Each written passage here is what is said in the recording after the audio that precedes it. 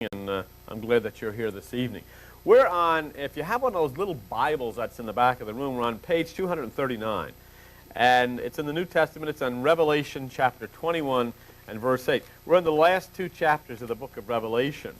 And in Revelation chapter 21, verse 8, if you picked up the tapes where we've been before, we've arrived at that point of what we call nirvana, what we call Christ consciousness, what we call the higher realms, you know.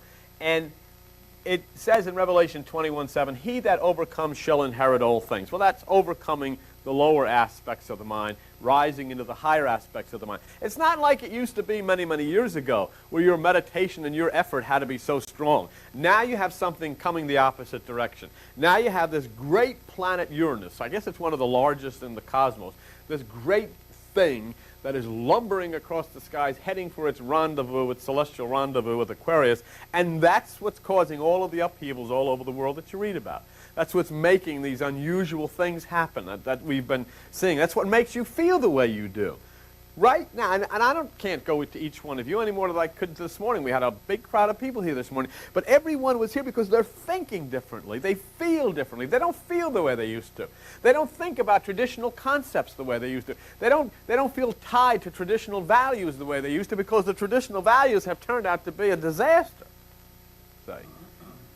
You can't even get into traditional patriotism the way you used to. I was telling the folks this morning, oh, it's okay to say, oh, let's go over there and teach that guy a lesson. But I said, before you say that, just look back in our little room there where we have the kids playing with their toys during the service.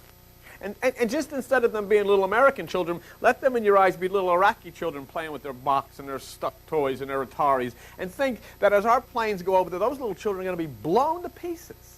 It's intolerable. It's not possible. You can't think that way anymore. There has to be another way. And what we were talking about, Uranus moving back into a tremendous power source in the universe. If we don't do it, it'll be done for us. It'll be done for us.